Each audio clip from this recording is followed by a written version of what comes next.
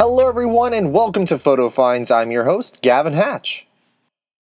This week we're over at Epcot checking out the new International Festival of the Arts, which is the newest festival to join Epcot's lineup of Flower and Garden and Food and Wine. So let's take a look and see what it has to offer.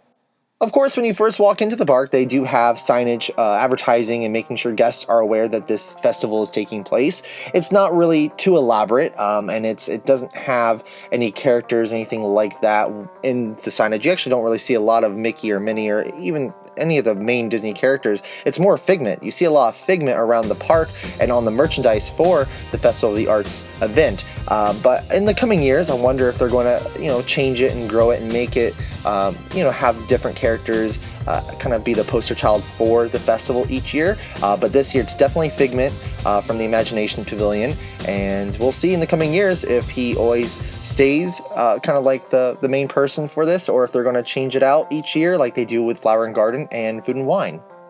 Now, throughout the park, there are special photo pass opportunities when it comes to getting photos taken with all kinds of different backdrops and things like that are themed and just there for the Festival of the Arts. Now, on the back or behind one of those photo opportunities in Future World, I did notice that they have this really cool, beautiful, huge mural of the vintage Epcot Center logo. So this was really neat. The symbol for Epcot when it opened up, and just the coloring on it, of course, goes along with the festival's marketing, but it's just really cool. I love this. I wish I could have got my photo directly in front of this, but unfortunately you can't walk in the grass or in the flowers, but at least, you can still see it. Now, when it comes to merchandise, this event is very heavy on merchandise. Food and Wine, of course, is on the Food and Wine.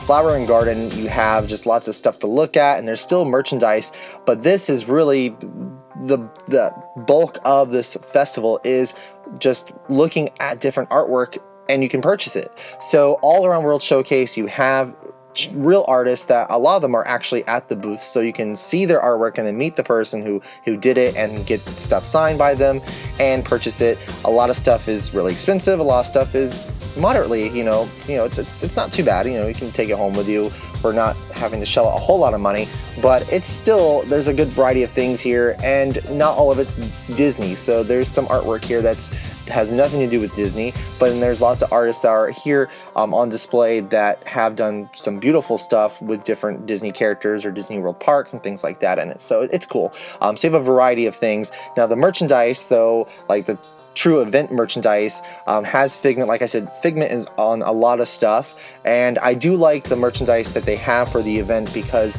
you have some of the stuff that does state that's the inaugural year of the event, so it's going to be, it's rare. It's stuff that you won't be able to buy after this year's event is over unless you're looking online. So I didn't make any purchases, but they do have some cute things as far as t-shirts and bags and cups. Now, we're so used to Flower and Garden and Food and Wine using the old Wonders of Life Pavilion as its festival center and having a lot of different vendors and things in there, but this event did not have that, so you will not go there and see the Wonders of Life Pavilion open during the Festival of the Arts. Instead, it's a much smaller scale. They do have a showplace. That's what it's called. It's the Odyssey Festival Showplace, and it's in the old Odyssey restaurant, and it's, again, much smaller scale. Inside, you'll find some merchandise. You'll find seating for free seminars that they give on learning about different things with art, and then of course there is food and drinks inside there as well for purchase, alcoholic and non-alcoholic, and then all kinds of specialty treats and things like that. Patrick and I actually tried some of those things at the Odyssey Festival Showplace on the most recent episode of Florida E-Ticket. So if you want to check out Florida E-Ticket, this past Saturday's episode, you'll see us trying out some of the things in there. It really wasn't the best, and it was pretty pricey, so I wouldn't recommend it, but it's still something to check out and walk through here while you're at the festival. Something I thought was really cute was the meet and greets around World Showcase that you can always take part in with Donald Duck or Snow White, Belle, Alice. All around World Showcase, the different characters still do meet and greets during the event, but you will see that they all have like a painting of them behind them. So it's really cute to kind of tie in the festival into those meet and greets with those characters. So I didn't get any photos with the characters that day, but as we walked around, I did see all these different murals here, or paintings of the characters at their meet and greet stations, and it's just really, I thought it was a really cute touch.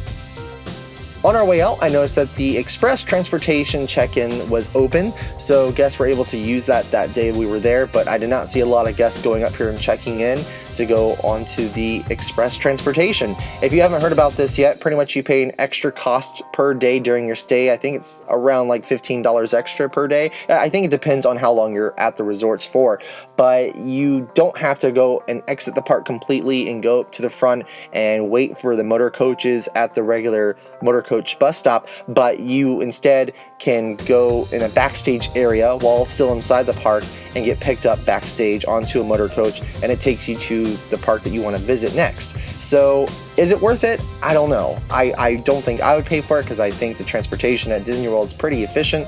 I have my own car as well, but if you're visiting Walt Disney World, if you've used this before, please comment below in the comment section and let me know if you've used it, how much it was it worth it, did you enjoy it? Did you see anything cool while you're in the backstage area? I have lots of questions, so go ahead and comment below. And if you haven't used it, still comment below and tell me what your thoughts are on this new express transportation system. Do you think it's worth it? It's just, you know, there's a lot of talk about Disney these days. They're doing little things like this right now that cost extra pennies, and it's kind of interesting. We all know that Tomorrowland did those cabanas for a short time, and the plug got pulled on that very recently, so that was something that wasn't very successful. We'll see how long this lasts, but comment below and tell me what your thoughts are on the express transportation. And leaving Epcot, we do notice here that they have a little sign that says thanks for celebrating with us, so it's kind of cute, again tied in with all the other Festival of the Arts stuff going on. So yeah, it was a great day though. We had a lot of fun there. And that will do it for this week's edition of Photo Finds. I hope all of you have a great week. Thank you so much for tuning in. Make sure you subscribe to Attractions Magazine. And also, if you want to, here on YouTube, you can follow my personal vlog, my personal channel with my fiance Patrick. It's Gavin and Patrick here on YouTube. So go ahead and click on over to that as well and subscribe. Enjoy our videos, our vlogs, and we will see you guys next week. Make sure until then, you get out, you have fun, and you enjoy those parks.